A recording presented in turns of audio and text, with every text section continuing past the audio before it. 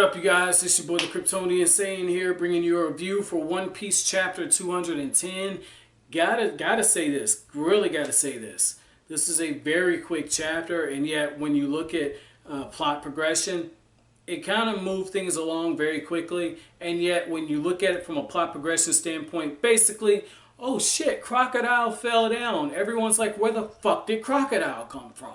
And then it starts raining and Vivi reaches everyone. So as far as plot, not a lot of movement so far in the plot, but this arc is starting to come to an end, and I have no problem with it. And what I'm starting to think, I'm thinking that that explosion that Crocodile was going to create somehow had like the rain stuff inside of it. That's what I'm thinking. The rain powder. I'm not sure how that will work, but I'm thinking that's the case, because that's the only logical thing. Because if you look at it from a chronological perspective, not much time should have passed from when that explosion went off and when that rain started to come down. So that's what I'm thinking. I'm thinking that bomb, if it didn't have that, it had some type of water properties too. This is a fantasy story, so obviously there's room for the unexpected. I really and truly don't believe that it just magically started raining. Because if that's the case, then Vivi, like, fuck that. She got on some Aladdin shit and she's got a fucking genie somewhere. But getting into this chapter, right, just to backtrack a little bit, like I said, it's very quick, not a whole lot to talk about. And yet, what I do want to point out is that Vivi, once again, after she sees Crocodile's falling through, she's like, Crocodile's been defeated. Why aren't they fighting? Why aren't they stopping fighting? And it just shows the narrow mind that she had. Not narrow, but naive mind that she had in that aspect. That if she could defeat Crocodile, then everything would go back to how it was. Not actually the case. And you gotta understand, okay? These people have been living with a lot of tension for years. For years. It's been Crocodile pulling the strings from behind the scenes. So you have to look at it from that perspective. Crocodile's even a hero at that point. So you have to understand, it's not going to end just because you defeat Crocodile. And even though you defeat Crocodile, that increases the likelihood that the people actually turn on you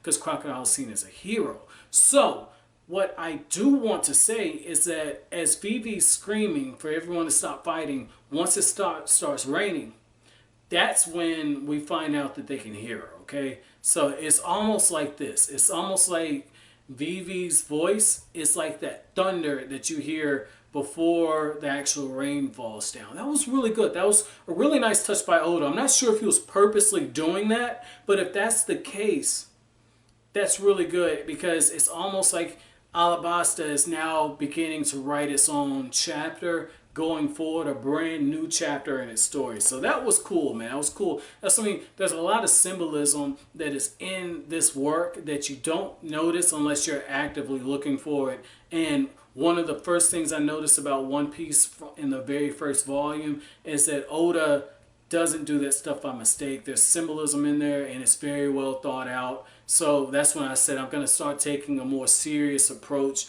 reviewing One Piece. This isn't just some wacky thing. I had low expectations for One Piece going into it because I had seen a couple episodes, and rightly so, I didn't know what the fuck was going on. Okay, I saw this one episode where Luffy burst through like a fucking wall or something, and I was like, yo, that is horribly drawn, and he's got this crazy ass expression. Fuck this shit. And I changed the channel.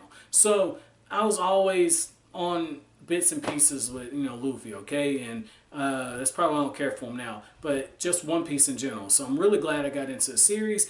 But one of the things I do want to say is that I'm really expecting Crocus to definitely be a Luffy nut rider. Because one of the things that we see is that Crocus is like, dude, do you not know how much force it would take to punch Crocodile through that much bedrock and send his ass flying? So confirmed, Luffy is strong as fuck. We know that, but I'm putting him a tier below Mountain Buster at this point.